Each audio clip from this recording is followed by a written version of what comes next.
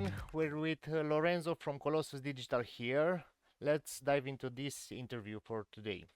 First off, thank you, Lorenzo, for coming by. I wanted to thank you personally for everybody on the group, and I'm eager to hear you and what Colossus has to offer to this Web3 digital landscape. Thank you, Andy, and hi to everybody in the group, and thanks for having me. So, Colossus is a 2.5-year-old startup based in Rome, in Italy. We basically are doing three things. So, we are a regulated custodian for digital assets, regulated by OAM in Italy, and now, of course, transitioning to MiCA. And we are a validator, which is actually how we started. And then we have designed a space which sits between custody and validation. That's extremely cool.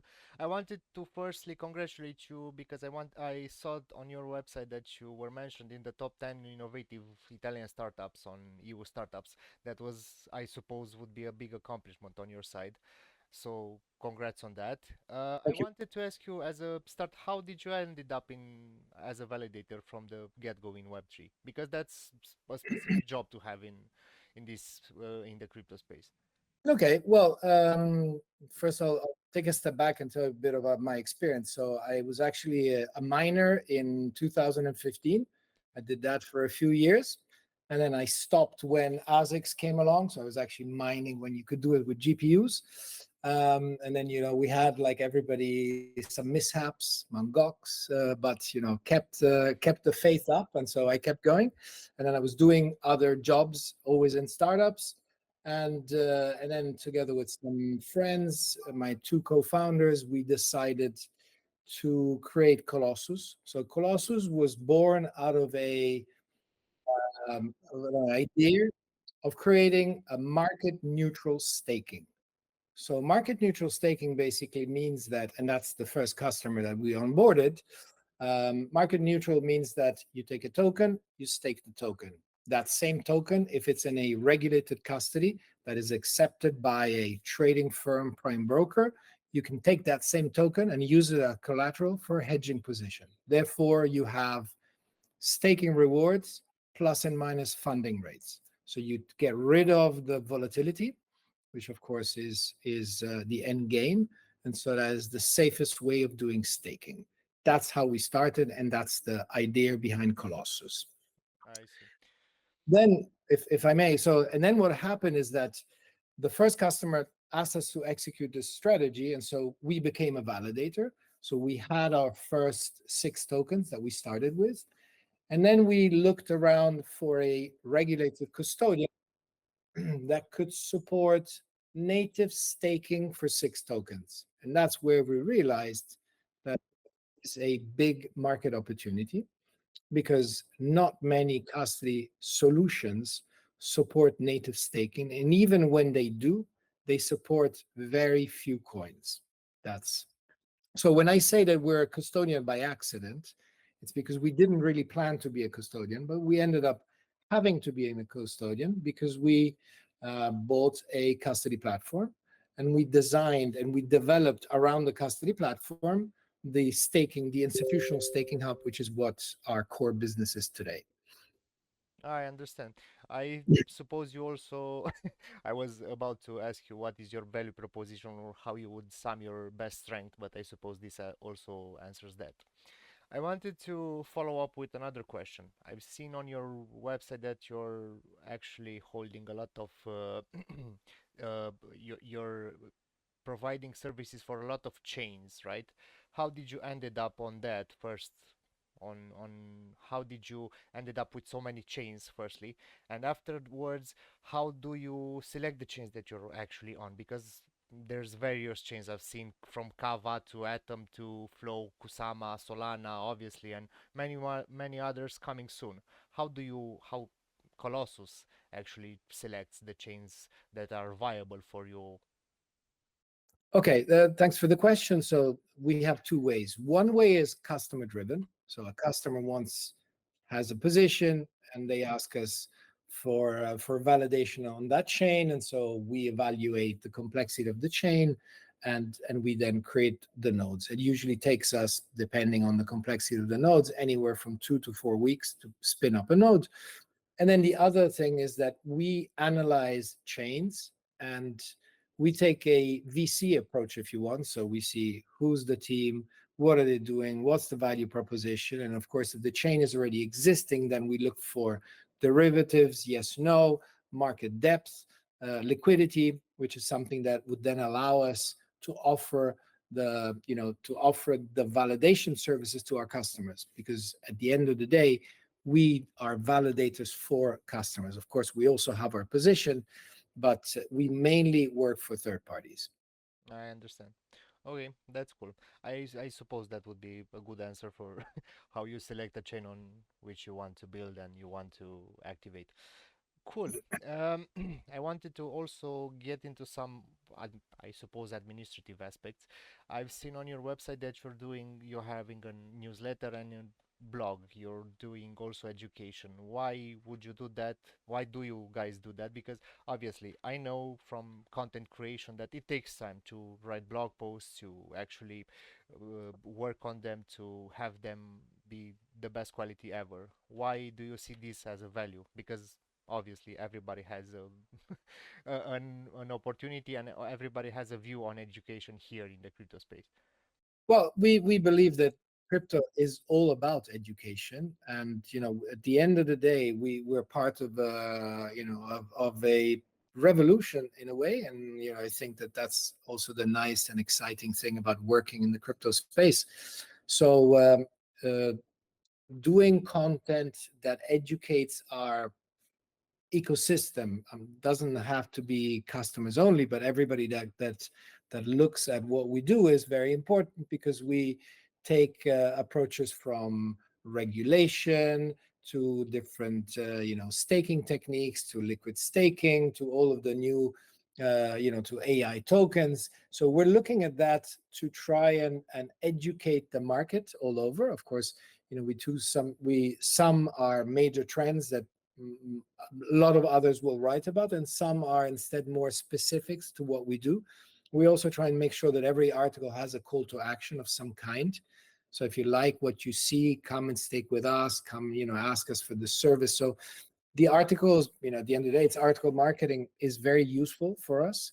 So it drives a lot of clicks to our website. Of course, we're not retail, although yes, we do have retail delegations, but most of the positions that we have are all institutional positions. That means that every customer is KYB customer. We have to do KYB, KYT. Everything needs to be by the book, and therefore especially in this field, you need to be you need to be the one educating your targets, because especially when you go to an institutional space, traditional finance, there are of course very educated traditional finance people, but there's also a lot of traditional finance people that do not have a lot of experience in the crypto space. So in a way, we feel that that is also our obligation, to help them and to help them in the journey. I understand. Okay, I suppose this would be a quite unique approach, because I've seen staking hubs and whatnot and validators are all over, but they're obviously providing for the regular users as well most of the time.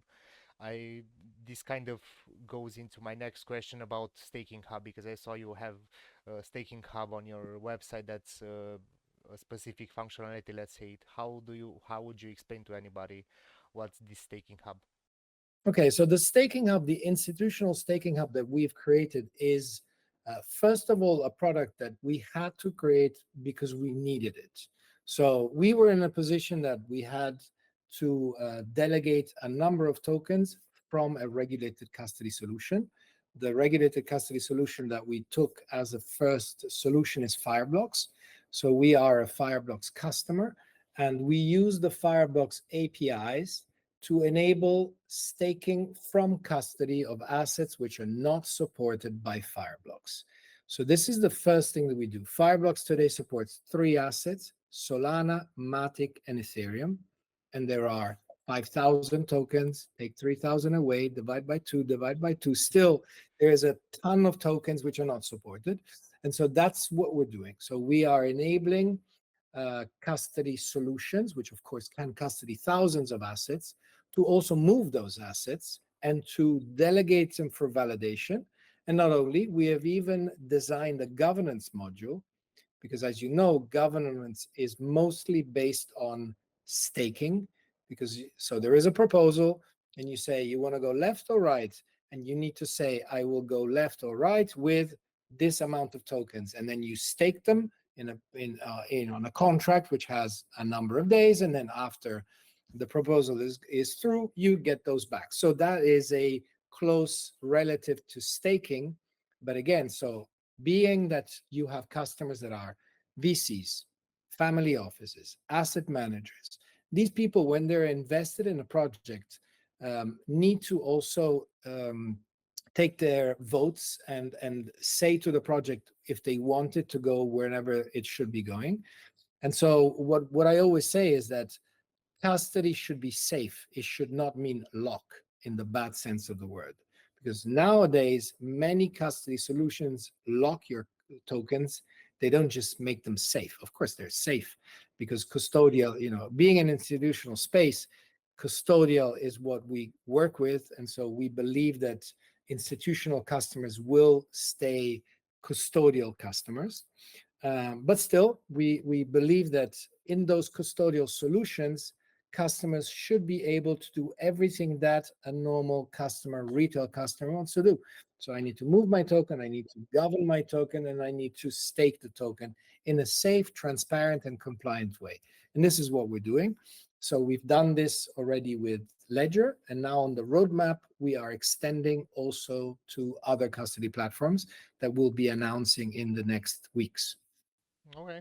So, from what I've heard and understood here, you would love to, I don't know if the revolutionized term is correct, but you would love to revolutionize the vesting periods and whatnot, and what projects are usually doing right now because they are staking uh, for various reasons. And we understand that there is also the risk for a project to have their tokens throughout the window from the get-go. This is where you're working.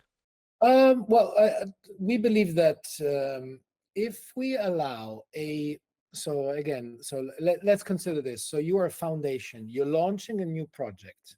The project is a delegated proof of stake project. Now, you're looking for institutional capital. Now, if you look for institutional capital, your investors are going to invest in the token. The tokens are going to go on a ledger and they're going to be closed in a drawer Right. because they're not supported by custody platforms. And so that means that those investors are not going to take part in the governance. And if the token has a, I don't know, 10, 15% yield, they're losing 10 or 15% per year. Because I mean, up to recently, those investors would go on an exchange, they would lend the money, they would lend the tokens. Now, I think that now that we all know that there is a thing called counterparty risk, I don't think that many institutional investors will still do this. Therefore, they're looking for regulated solutions that support as many tokens as possible. So, again, taking a step back, a foundation can work with us. We can support their token natively on a custody platform. We can enable governance and staking right off the get go. And so that means that when they offer their services and their tokens to institutional customers, those institutional customers can custody it in a regulated fashion that they would like to. And again, the other thing is they do not have to do it with Colossus. Colossus gives the technology which sits between custody of their choice. So they can, of course, custody with us because, although I say that we're custodian by accident, we are a custodian.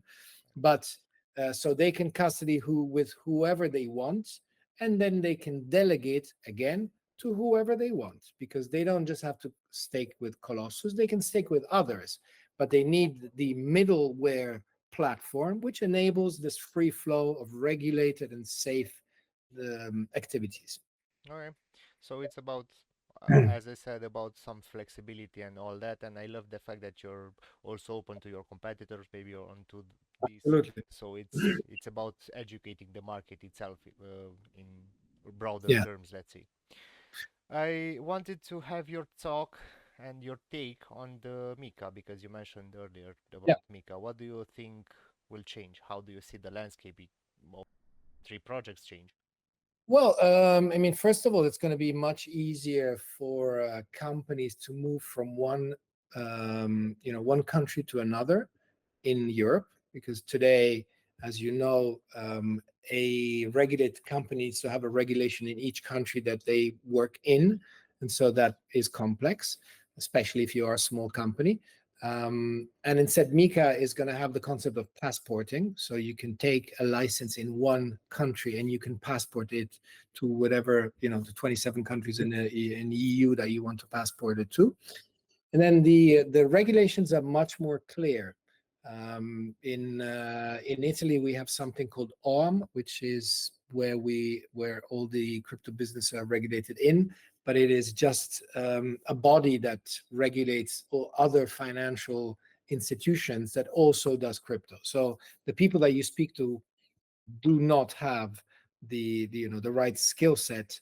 And it said now with Mika, that is going to be just a place where the people that you speak to have the same and the correct skill set, which is very important. And I think that the more regulation, especially in our institutional world, for as much as, of course, when you are a retail user, maybe regulation is not something that people like, but instead, regulation are going to unlock an enormous amount of of market depth that was untapped before, because institutions cannot go into an unregulated space, and therefore more regulations, more clarity of rules and regulations, it's going to make it better for all of us. I understand. Again, unique point and unique take, because a lot of I've heard a lot of people around in the Web3 that were scared by those regulations, and obviously, as you said, they are scared, especially the regular investors, the retail. Sure, there are some regulations that you'll have to keep in mind, but as a matter of fact, it's still money. It's other types of assets, other types of funds. You have to get prepared. You have to be legal and compliant and all that. So that would be a good step forward for everyone, for sure. Yeah, the whole industry needs to get out of this. I mean, I'm also, of course, a retail investor, as you can imagine. I've been a retail investor for many years. But one thing is, now that there is the possibility of paying tax and and just being chilled about it. I mean, everybody of us, we're all sitting on the best asset there is on the planet. So if you have to pay a little tax, it's not bad at all, because then that money that you have in your account, wherever it is, there is, you don't have to hide. And honestly, it's about time that everybody comes out and just, plays by the rules. And there is there is green playing fields in front of us. Correct. And obviously there is the other talk that it's magic internet money, so why not pay taxes on it? Of Cool. course. But when you can go shop with the magic internet money, at the end of the day, it's money. Yeah. And so, we're all used to paying tax in the other world. So Yeah. it's not going to be make such big of a difference anyway. I really appreciated this talk because I've seen on your website you talked about OM, that's the regulated space in Italy. As I did my research backwards, and I really appreciate that you have all those ISO certificates and whatnot. And I suppose for me personally, it gives me hope that we're moving in the right direction, because when obviously everybody knows that when institutions will come, more money will flow, and the crypto space will be actually having access to more resources and a better view from the retail investors as well. Because as you said, yeah, I'm also a retail investor myself, because we're all in the Web3 space, probably to a certain extent. But going forward, we can't evolve without institutions, without laws, without everything. So it gives me hope seeing the regulations going further, and you also taking time to do that, because I know it requires resources, whether it's time, money, and whatnot. It does require some resources to a certain extent. So that's pretty cool from my part, and I'm eager to see what the future of Web3 will hold into this regard. Oh, well, I think I wanted to ask you about jobs. Do you have any jobs at Colossus? Because I've seen some of them on your. Yes. Yes, well, at this moment in time, the company is growing, so we're always looking for web developers, so developers basically, and also some blockchain analysts. That's also what we are looking for because basically those are the two entry level positions that we have going inside. So we have a great team. Our CTO Andrea, he used to be part of the initial of the team that was the first validator proof of stake delegated proof of stake validator in 2017 when Tezos launched Tezos team. And so he's been in that space for a long time. I mean, for the blockchain space, a long time in delegated proof of stake. So he's our leader in that development. And then we have a couple of resources in London because all the team is based in Rome, but then we have a couple of resources in London. And so, yes, always looking for good developers. We're a bit different also in this. We actually like to have people in the office with us because we're building. So when you're building, we really feel that being one next to the other when you're solving problems goes much faster. And I think that it proves the case of the many things that we have done in a limited amount of time. So we are always looking for again developers and analysts. Okay.